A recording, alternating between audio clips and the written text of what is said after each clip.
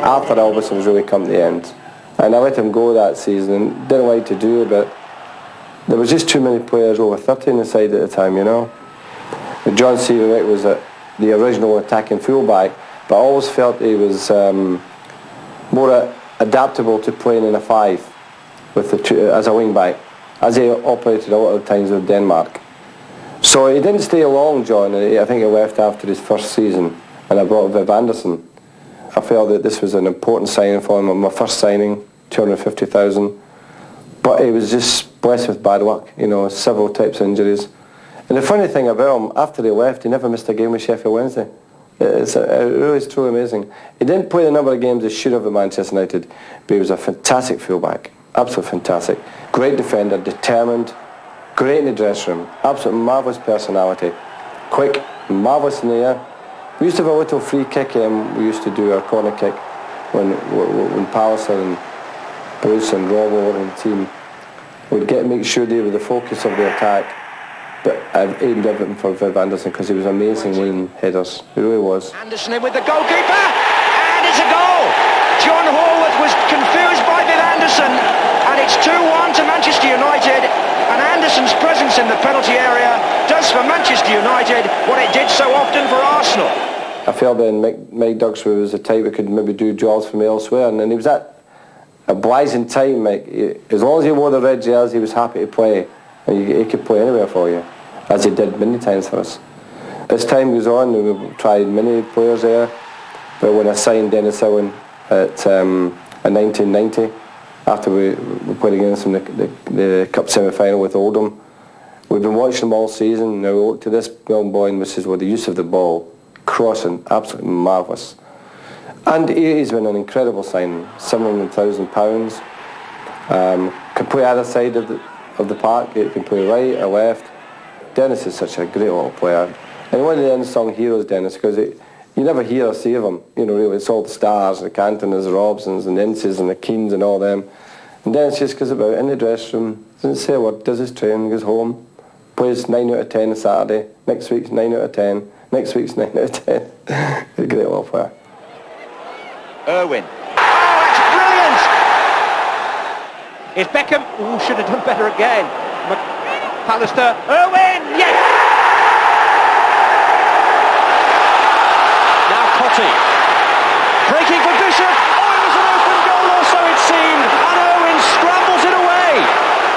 This is incredible. I think that's the first time I've ever seen a free kick given from outside the box, and United don't have a player in there. Owen, it's free! And everything they hit ends up in the back of the net. Let's keep Owen. Keep ball, Martin. Come and get it if you want it. There's the acceleration. Oh, this is absolutely fantastic. Dennis Irwin. The whole cup tie summed up in an instant. Building up to the cup final, Wee Martin, I could never forget Wee. And another player who was very unlucky with injuries. The year that we won the cup, he scored a winning goal, of course. And I said at the time, Wee, you should be playing for England. But he was a quiet lad, and maybe didn't have the strong personality would have forced him further in his career at the club. Then he came back that 1990 season with a bad calf injury. And it kept him out for about 3 months. In that period, at that point, Quayne Bartmore replaced him at left back. And Quayne had his best ever season at Manchester United as a left back. And marvellous football skill, Quayne. Capable of scoring goals from outside the box, as we all know. And tremendous temperament. So when it came to the cup final in Rotterdam, I felt that he was playing so well, I knew he would never let me down.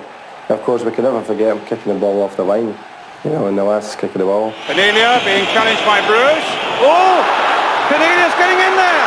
There could be problems here. Celia's lost it again. And Loudwell kicked off the line by Blackmore. 3 in the wall, including Valderrama. Blackmore shots. And it's in there!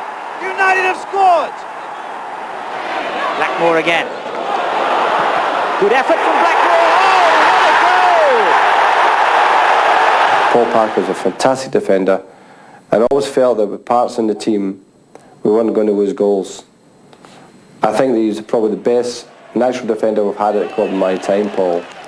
You give Paul that job, and he stuck with a leech in him. He wouldn't let him go. And he was so quick and strong, you know, and for a little lad, he was fantastic upper body, so strong, and he would never let you down against anyone. I always remember playing Liverpool the year we won the league. We beat them 2-1 at Anfield, and they brought on David Burrows wide left for some reason, and they kept shouting, take him on, take him on. I said, like, please do. Go on, take him on. There's absolutely no chance. Now that is great defending. First of all, it's superb skill.